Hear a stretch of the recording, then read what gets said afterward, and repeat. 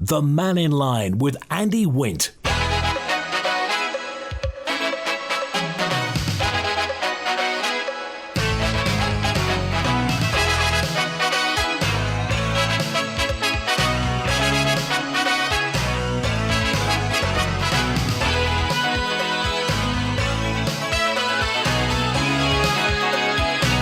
Good afternoon. Welcome to Mannin Line on Manx Radio. We're talking with Ramsey Commissioner Rob Cowell today. Rob's chair of Ramsey Commissioners.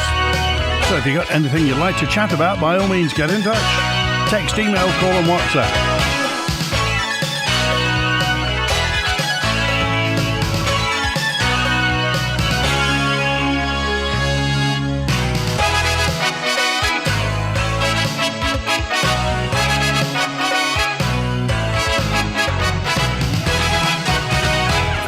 Good afternoon, Rob Cowell. Good afternoon, Andy. Well, there we are. You heard the news at 12 midday, but I'm guessing you as chair of Ramsey Commissioners and one of the members of the board knew all about that. That's been a long time coming, Rob. Just take us through the stages of where we got where we are. Yeah, thanks, Andy. Obviously, I had a hand in it. I had part of writing that press statement last night just to get it completely finalised. This has been a very long, drawn-out process, as you know. And I'm just pleased to be able to give an update. It's an update I want to bring for quite a while. I know members of my board have been pushing me for a public update. It hasn't been something I've been able to do until we had a solution. It is only a solution, it's subject to contract, but there is an option on the table, and I really do hope that that's the end of it. It's certainly a step in the right direction. Okay. We got here because Bride withdrew funding. Now, lots of people will wonder, why did Bride withdraw funding? Why did it get here, Rob? Okay, so it got here through historic setup. The Civic Amenity Site Committee was set up in 2017, I think it was, and everything's based off rateable value. That's how the Isle of Man works. 24 parishes work to that across the Isle of Man. Now, Bride took exception to the fact that they were paying what they felt was too much for the site.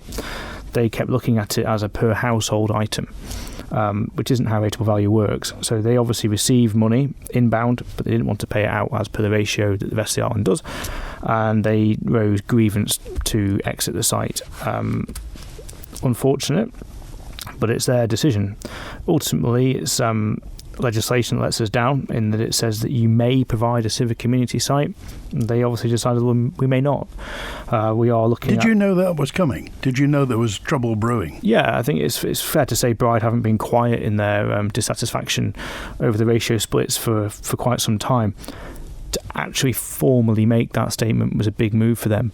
And once they'd made that, it was a case of, okay, well, what are we going to do? In the press statement I made a few weeks ago about the closure of the site, where I spoke about every possible option had been thrashed out. Every possible option had been thrashed out. At some point there was a loser, and not any parish wanted to lose. They didn't want to. The overarching comment that kept coming out of that room was, we don't want to pay more to allow someone else to pay less. That was the gist of it. So that was the disagreement.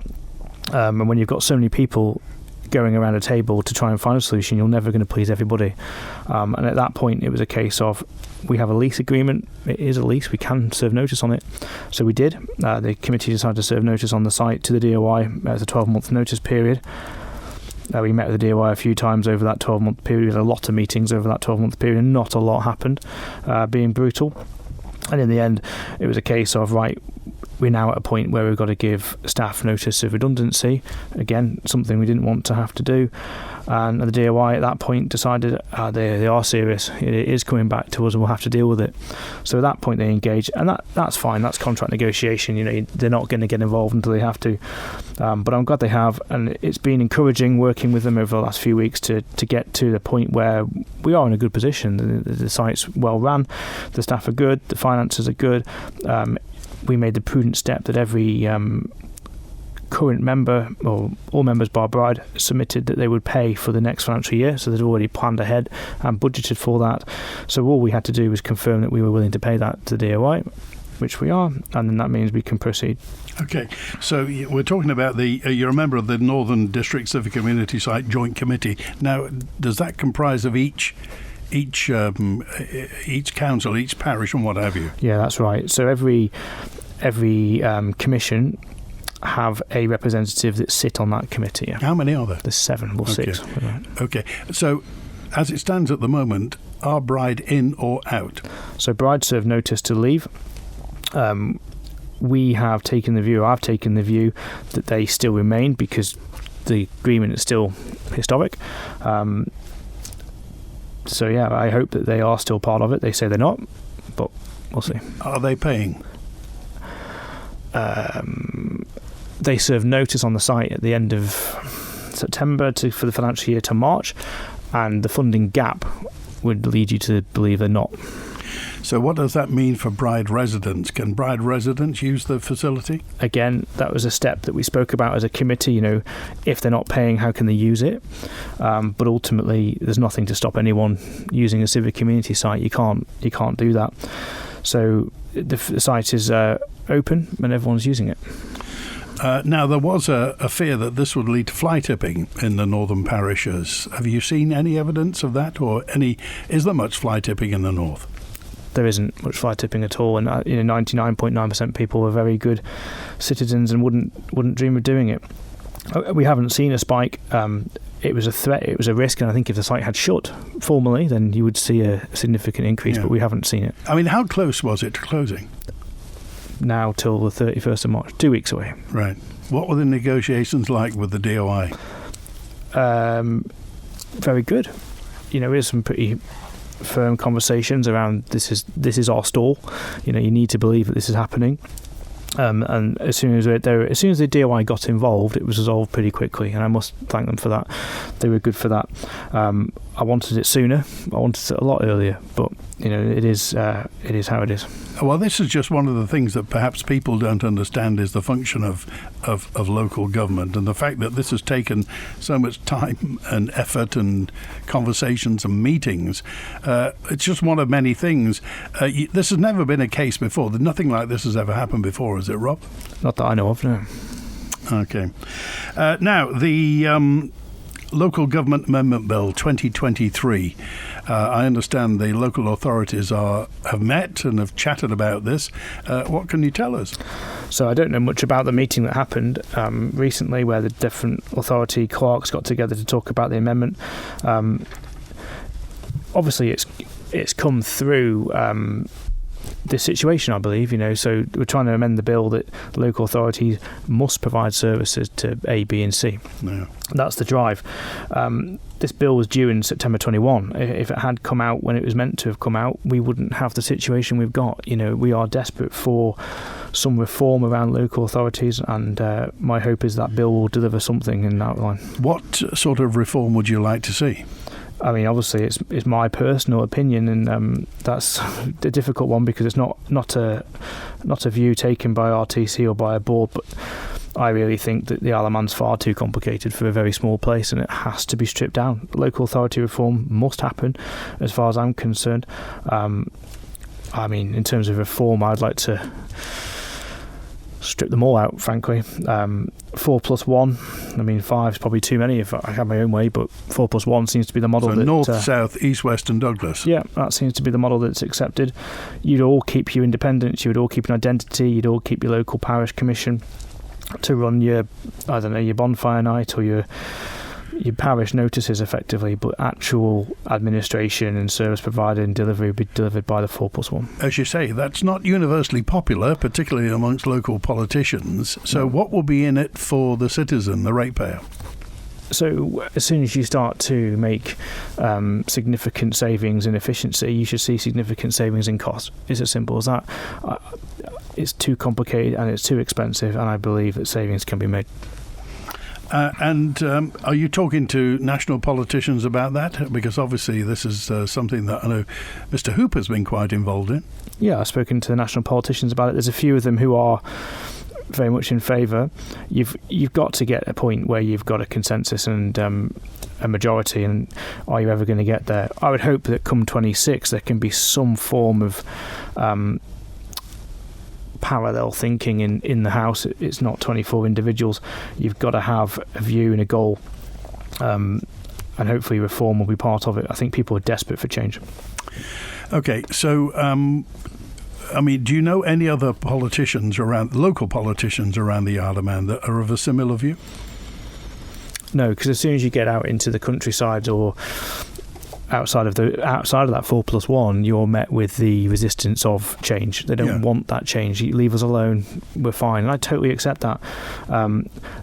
The step would be that we're not losing your identity, you're not losing your entity. It's just purely a case of trying to streamline the service delivery. Can you just specify, where would the savings come? Is it purely just in the cost of administration and expenses and things like that? I think the administration bill will be quite large across the districts.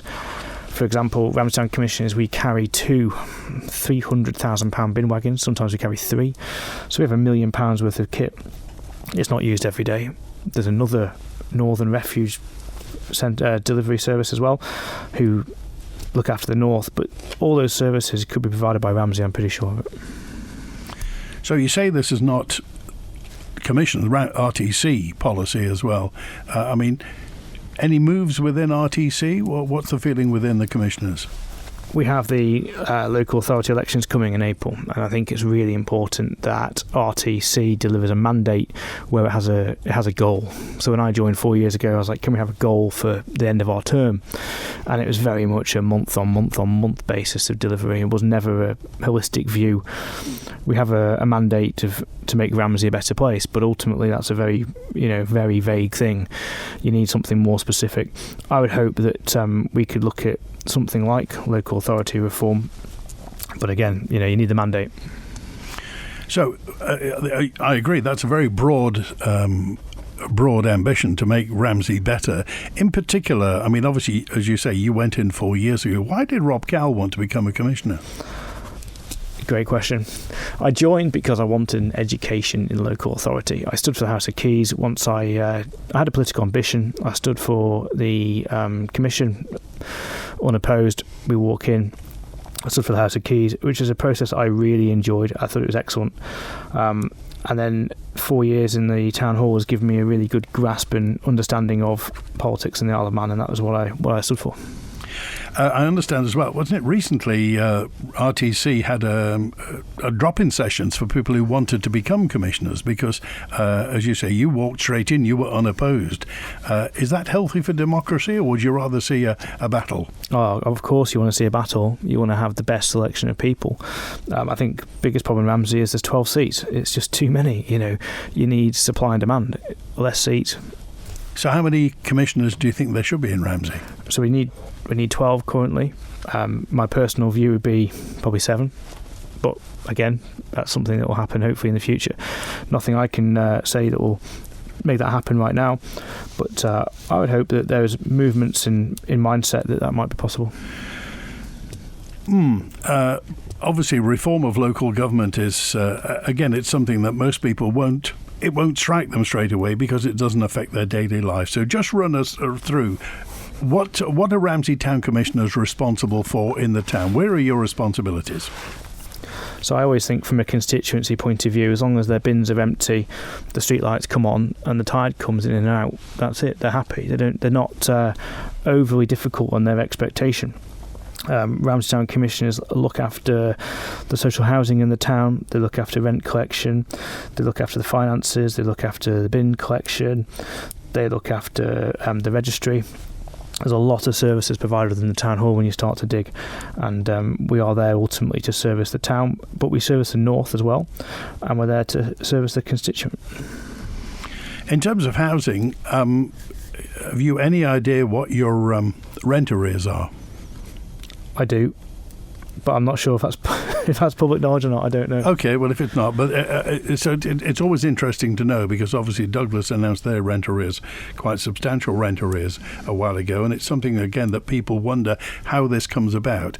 How do people get into arrears? Obviously, they don't pay, but why? And what would the council do about that? Yeah, so the rent arrears, they fluctuate. It's a seasonal thing, I think, but I think the point of alarm is that there is a steady increase in it. You can see it chipping away from X amount of tens of thousands to Y amount. It's one of those things you don't want to see. Why does it happen? I generally don't know. People have a lot of difficult circumstances. There are 550 houses as well, so your liability is quite large. Yeah. So you will see a deficit, but I don't know if it's public knowledge or not. Do you know how many empty properties you have?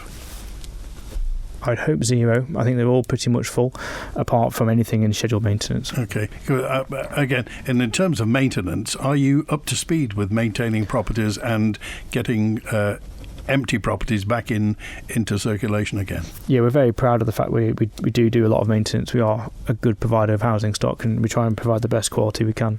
Okay. Would you think it's in the future that Ramsey Town Commissioners would envisage building more social housing? Absolutely right, 100%. We want to build social housing. I'm a firm believer in things are going to have to change. Things have got to move forward. I think we're looking forward to a public-private partnership in some point of view. What we can build something for as a public entity is a third dearer than what the private sector can build it for.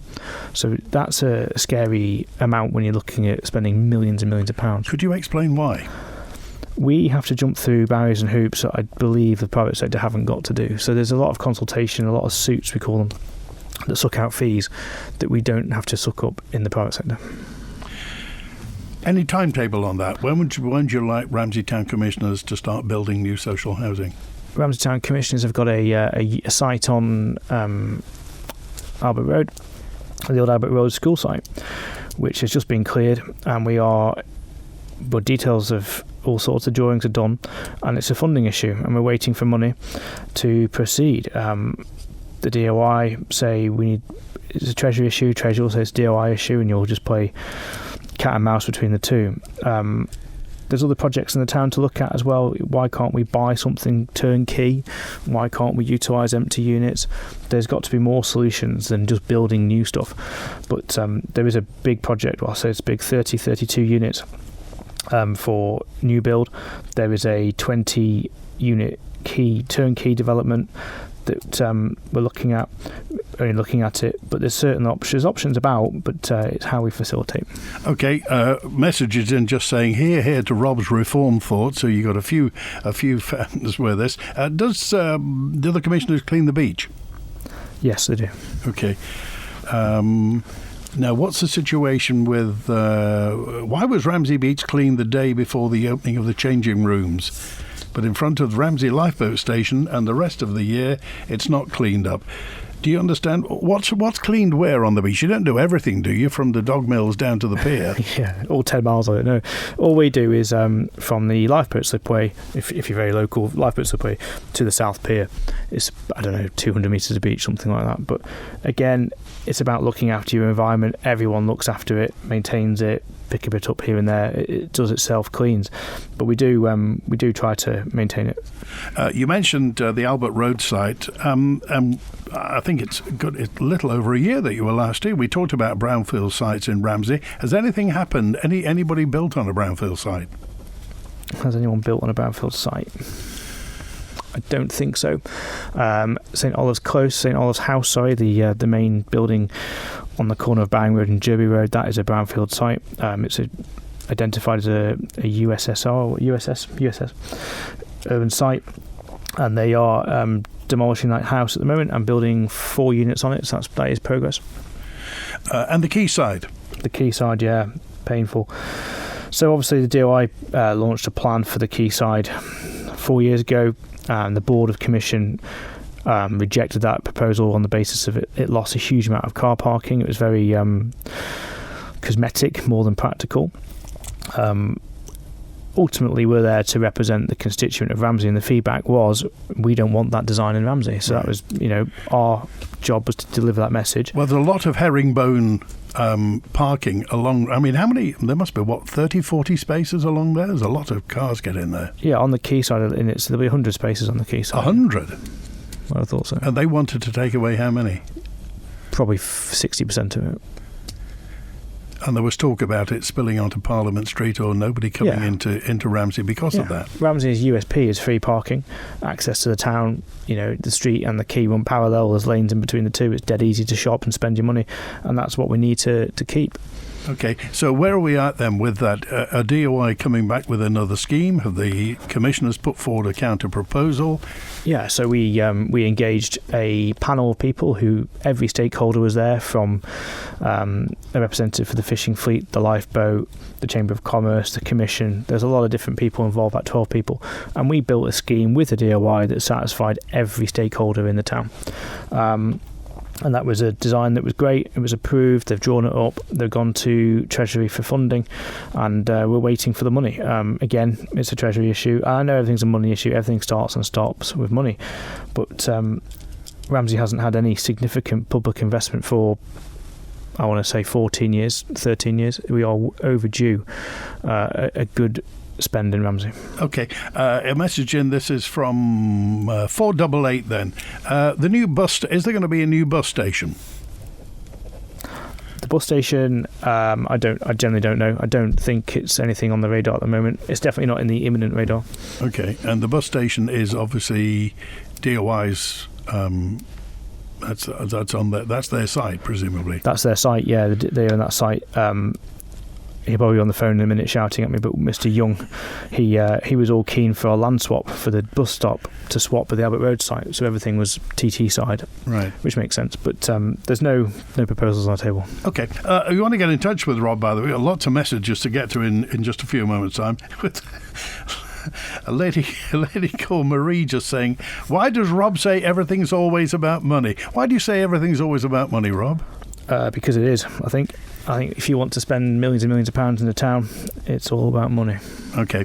Rob Cowell is chair of Ramsey Commissioners, and we're back in just a few moments' time. Crossroads, Isle of Man, putting carers first. Come to the Community Cafe at Crossroads. Enjoy a bite to eat or a cuppa and cake, all while supporting a worthy cause. The Community Cafe at Crossroads, 11 Tynwald Street, Douglas. 10 a.m. to 4 p.m. every Thursday and Friday.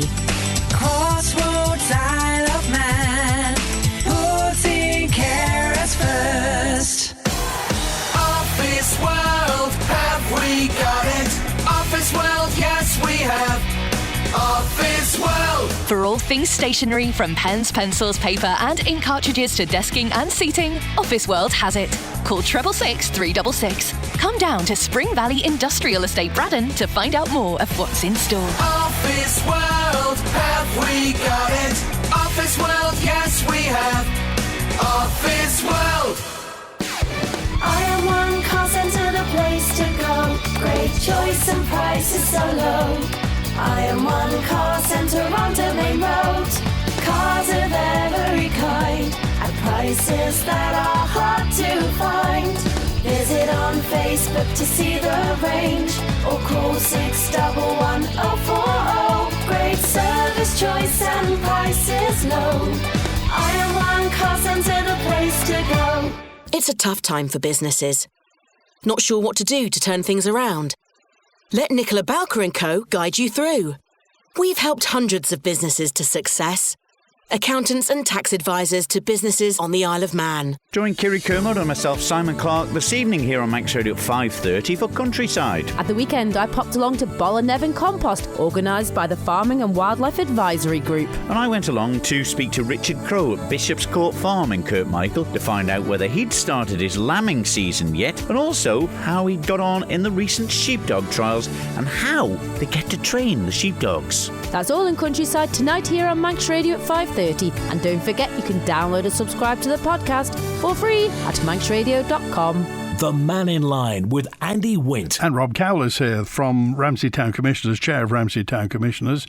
So is the Civic Amenity Site, it's completely open now, isn't it? It is completely open, Okay, yeah. so the recycling facility, is that still there? Somebody's asking. It's currently closed. All right. So when we went through our issues with how we're actually going to move forward, we decided to close the site for 2 days a week, just to try and we had a funding gap, so we know what do you do. So we closed the site, I think it was Sunday and Monday, and the idea was that we could keep a fully open site, but it'd be 5 days a week. Now that upset 90% of people. So the committee decided to open the site 7 days a week, but close the reuse site centre because that was a staff drain. So that was a decision we made.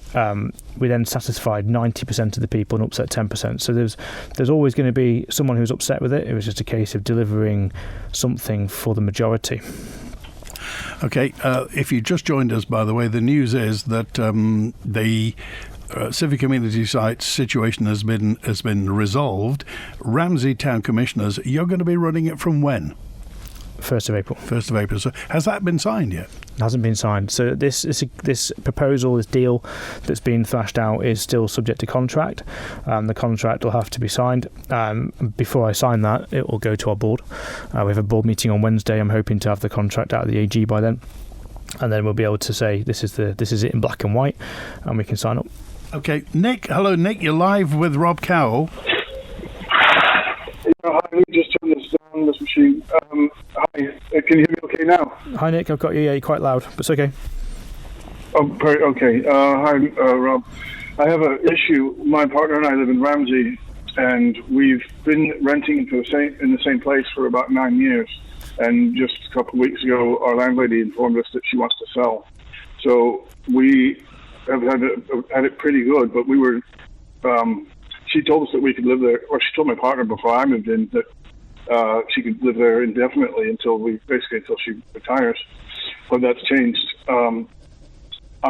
We cannot afford to pay £1,200 a month for a 2-bedroom flat or a 2-bedroom house, and that seems to be the only thing available. Anything less than that gets snapped up very, very, very quickly. In fact, I asked to see a couple of places, and I didn't get a reply. One person replied saying it was taken, and the other one didn't reply. We've looked at cashing in a pension, but doing that in order to buy a 1-bedroom flat, but in order to do that the tax is horrendous on that, so we won't be getting very much at all. Plus, that would show up in the next year's tax, and she would be taxed higher. This is her pension; mine isn't worth much at all. But her son is also at university, so having that income coming in, he would lose any kind of help, like financial help for his university, which the government kindly is paying 99% of. So we can't do that. That's out of the window. So now we really are looking for a place to live, but we don't even know when we have to move out. It's just pretty stressful. We also have inquired about the council. They're trying to get a council house or something like that, or a flat even. But we both earn too much money. She earns more than I do, but together it's too much. Plus, I have a house in Port Erin, which I have my name on the deed, but I just gave that to my ex-wife when I divorced in 2016. So I have really nothing to do with that house except for my name being on it. So I'm not going to get a mortgage. We don't really know what to do. We really need a place to live. Okay, so something to do. Just a situation you must have met before, Rob. Yeah, we dispassionately caught the housing crisis, and my apologies that you're in this situation. I would describe you as the squeeze middle. You earn too much money to fall into the bottom net of the radar. Your outgoings have your kids at university and what have you, so you don't have the net cash that you would expect. I don't have any financial advice for you. I can't do that. You've obviously approached the commission, and that's great. Are you on the housing list at all? Well, no. There's no. We were told don't even bother because of the situation. And what we were told was that once we come to retirement and we've got no place to live, then we'll be eligible. So we're both 55, and we weren't thinking. I don't want to retire really, but my partner definitely does, and she works for the government, so she's going to retire, sooner than I would anyway. So but would you count it? Would you fall into the sheltered housing section, 55? I honestly don't know. Are you talking like assisted living? Yeah. Like King's Reach. Yeah, we were going to buy. We wanted to buy a single bedroom flat there, which we could have afforded had we been able to get a mortgage. She was able to get a mortgage based on the sum that she was going to get from her pension. But when she actually came to try to cash the pension, she was going to be paying something like 20% on a certain amount and then 30% on another amount. So let's hypothetically, if a pension was 100,000, which it isn't, she would probably end up with 40, 50 maybe. Yeah. And that's not enough to put against the mortgage for somebody who's 55. Okay. This is something you hear all the time, Rob. Obviously, as a commissioner, you will hear people's stories. And Nick, as you say, Nick is squeezed in the middle. What are rental prices like in Ramsey? So I think Ramsey is probably the most competitive environment. I think you can get some decent, good quality value for money property. I know you mentioned £1,200 for a 2-bedroom flat. I know that's it is probably the market rate. Things are out there cheaper, but it's a very, very hard environment to find a property for under £1,000. I am sorry for the situation you're in. I don't really have an answer. I haven't got a solution for you. You obviously exasperated the town hall. I don't really know. There's the Mayfield development on Mayhill, the Northern Just tell Housing me, Association. Nick, when does the landlord or the landlady say you have to go? Well, she hasn't specified. We got a phone call 3 weeks ago saying that she wants to sell because she needs money. So it's not even at the valuation stage where she hasn't sent us somebody to value it. So we're really up in the air. We know that we have to move out, but we don't know when. We've been frantically selling everything we have, or not everything, but a lot of stuff we don't really need on Facebook Marketplace just to try to clear, because this is a 3-bedroom house with a garage that we're living in. So we were quite privileged for, the time we've been living there, but now we're really up the creek, because we've got a lot of stuff that she's accumulated through her lifetime. Mine is minimal, but it's very, how do you say, she's got some heirlooms, I guess, things from her mother, and, she doesn't want to sell, she doesn't want to give it to me to take to my work, and I work at I work at a recycling facility at North. So Nick, listen, I can get rid of stuff easy. At the moment, all we can offer you is sympathy, and I'm sure everybody has heard your story sympathises. It's a situation you've been put in that you didn't know you were going to get in. And we wish you well, Nick. We wish you and your lady all the best for the future. And thanks for calling today. I appreciate it. Yeah, I just wanted to get it out there and let it be known that this is a real life issue. All right, and we appreciate that, Nick. Thanks for putting us in the picture with that. Good luck. Again, it's something, Rob, that you will have to, because obviously commissioners talk to voters, talk to people. You get calls presumably from constituents talking about things like this. So, what are the parameters for commissioners' houses, for social houses? This is the whole thing about, it's all points driven. It's all, how much do you earn? What's your situation with children? What's your situation in terms of spouse or no spouse? And I think it's too narrow a box. You've got a chap there who's in a transitional pain period. He hasn't got the net cash he will have in 2 years' time or 3 years' time. And the system needs to be there for everybody and not just people that hit the point criteria. All right, let's go to John with us now. Hi, John. How are you doing there? You're live. Good to hear you, Andy, on Manx Radio. You're live with Rob. Yes, live. I just heard on the thing that the recycling part doesn't seem to be going to be open. Very sad about that, because it's been, a lot of good stuff there sometimes gets recycled, and going out, and to chuck it in the skip, all the good stuff, and not have that facility was a real good facility. So I'm very, just hoping that won't be a permanent situation with it like that, because I'm sure you're saying I'm only 10% of the people. I'm sure it's much more than that. They'll be very disappointed. Rob? Yeah, sorry. Thanks, John. Yeah, no, it's well, in terms of my inbox complaints, it's definitely gone down a lot with the reuse being closed and the site being open 7 days a week. I understand your point, John. The answer is I haven't got an answer to that. We are, with the DOI still, we are working to a solution. What that solution isn't completely clear. So what do you think it should be? I would like to see the site open for... Oh, sorry, is he talking? So the solution for me is that the site is open 7 days a week to everybody to use. It's for the disposal of household rubbish, effectively, and if the reuse cycling centre can be open in the future, that's great, but it isn't the main priority at the moment. The main priority was retention of the site, retention of the staff, and then from that we look at the nice to haves. But the needs right now was staff retention and the site remaining in the vicinity open. Right. What would need to happen then for the recycling to be open all the time?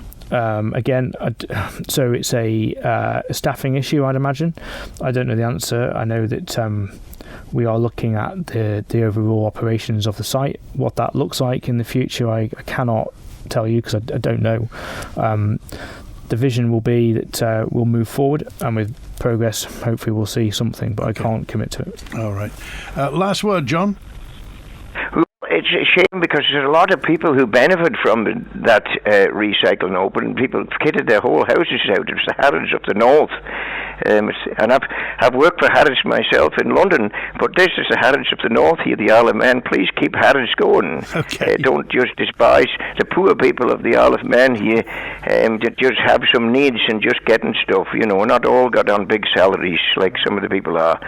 We're escaping robbing the barrel, lots of people. All right. Okay, John. I got a message in now from Derek, who just says, I live in Macclesfield and pay rates into Garth. But can the gentleman confirm what he just said, as it is totally unfair to everybody else in the north if, as he said, Bride residents can now use Balladooel even though they're not paying towards it? My question is, why should any of the other areas like Macclesfield residents have to pay anything if it's now free for Bride to use it? I can look forward to a reduction in our rates if Garth want to stop paying like Bride have, and all that because... he says they can't stop and check Bride residents, even though... Have they been doing that? Have you been checking people from Bride since then? We did have an ID check at one point, but that was just tedious and not effective. What I will say to that is that all the parishes have agreed to pay. The DOI have dealt with Bride in their contribution. What those negotiations and private conversations have been, I'm not party to. Bride will pay. I'm pretty confident of that. How they pay, that's down to central government to resolve. More messages to get to. And this is M. Rob... Could you ask Rob Cowell what his views are on the climate change legislation? Also, what action Ramsey Town Commissioners have taken in the past 12 months to mitigate climate change, says M. Okay, so my personal view will probably be a bit different. What Ramsey Town Commissioners have done is they have installed a solar bank on the roof, which has been a great addition. We have moved to a small fleet of electric vans that we've bought. When we have had to upgrade, we've looked at the environmental friendly option. My personal view on net zero is that it's a dream that the government are never going to change. The Isle of Man has been for a very long time, in my opinion, pretty green. We had a landfill at the Point of Ayre. We now burn all of our waste and we convert that into electricity. In my opinion, that's pretty green. I don't really see how our vision, or the vision of net zero, is something that I just think the Isle of Man government are going to waste millions of pounds trying to chase and ultimately fail. Okay. You mentioned at length here about the fact that business is important. So how is business in Ramsey? Do you talk to the retailers, to the people who are in business in Ramsey? Yeah, of course. I'm a businessman. As far as I was concerned, if you had a business and you would now have a red carpet at the front door of the town hall, the people who pay rates, they work hard, they provide a vital service to the town, and I think often overlooked and unsupported. So I'm a big supporter of small business. How is business in the town? I would probably say delicate. I think business is delicate across the Isle of Man. We have to do everything we can to support and nurture instead of damage and harm. It's who I am. I am a businessman from the ground up, and that's what I enjoy. What's Parliament Street like? What's footfall like? Our footfall's great. I think Ramsey's always been a destination. It is a completely unique place. I love the small boutique shop feeling of it. It's a very Victorian town. All the shops are quite small, therefore affordable, and you get all sorts of amazing start-up businesses. It's a great place to start a business. I did start a business from zero in a small unit and expanded into a bigger unit. I think it's a great place to work. Rob Cowell, Chair of Ramsey Commissioners, crikey, we've got some more messages to get to in a moment. Instead of moving your rubbish from A to B, take it to C. Castaigne Scrap Metal. The only name you need when it comes to scrap on the Isle of Man. Bring your scrap metal down to us at Foxhill Road and we'll help you unload it, taking away the eyesore and instantly tidying up your home, business or workplace. Think Castaigne Scrap Metal. The only name you need when it comes to scrap. Castaigne's Scrap Metal. Call 801 337. Heating oil for homes, powering farms and businesses, keeping you moving with petrol stations across the island. Ellen Vannin Fuels. Call us on 844000. As the hot air balloon lifted off, Ellie's financial future rose too.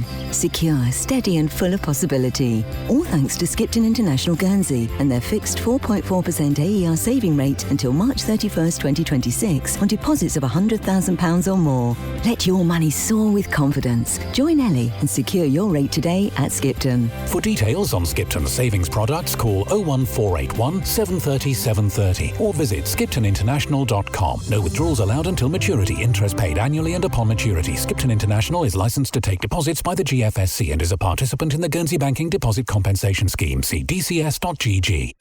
Housing, benefits or employment issues, faulty goods, bad workmanship, financial problems and relationship breakdowns. We all run into difficulties in life and it can feel like there's no one who can help you sort them out. But at Manx Citizens Advice Service, we can help. As an independent charity, we offer free, confidential support covering all sorts of areas. You don't need an appointment. Just call in at Promenade Church, Loch Promenade, Douglas, or call 366 338. Open Tuesdays from 12:30 till 3 and Fridays 10 till 12:30. Manx Citizens Advice Service. Your advice service. Do you like the arts? Whether it's this, I've definitely been massively inspired by using the Chinese inks. or perhaps this, maybe, Standing stoically atop Cronknieri Lay. or what about... There's lots of booing, there's lots of hissing, there's lots of shouting. Whatever your artistic tastes, you'll find it on Spotlight, Max Radio's weekly arts programme, carefully crafted by those creative lovelies at the Isle of Man Arts Council and presented by me, H, every Wednesday at 5:30 and available as a podcast straight after broadcast via the Max Radio website or your favourite podcast provider. Spotlight, picking out the art of our nation. It's perfect because I haven't written it yet. The Mannin Line with Andy Wint. Chair of Ramsey Commissioners, Rob Cowell, is on, and John's with us as well. Hi, John. Hello there, my boy. How are you? Very well. Good, good. I mean, I was listening with interest to Mr. Cowell's comments about the island will never achieve net zero, and I thought I'd just drop into the fact that effectively 3 years ago we completed a pair of houses which can comply generally with the passive house system in Victoria Road in Douglas, and this year we are going to put solar PV on, which will mean we become carbon neutral, right? Effectively, I've been trying to sell this concept to government for over 20 years. I mean, when we finished building the houses and during the course of building it through the pandemic, interestingly, had most everybody up here from government to have a look at it. And yes, very interesting, no interest, no move on it at all. Okay. Now, the thing is, we can build these, we know that we built these houses just slightly above the current build cost for this size of housing, 4-bedroom housing. Now, what we know from what we've done is that basically, if you were building in volume, you can actually build these houses in 6 to 8 weeks, effectively to carbon neutral within existing housing budgets. Why is nobody interested? You know, what is it? And well, I know. I can tell you what it is. What is it? Yeah, it's basically the fact that the government doesn't want to challenge the government, the Isle of Man construction industry, who are obsessed with masonry construction. They will not engage with basically the form of construction, modular construction that we use and that many people around the world are using. I mean, it was, as you know, there are a couple of passive houses in Janet's Corner that were built by government. That was as a direct result of us. We bought the Swedish architect Hans Ecover in 2009. Now, Hans currently is one of the most prestigious people in sustainability in the world.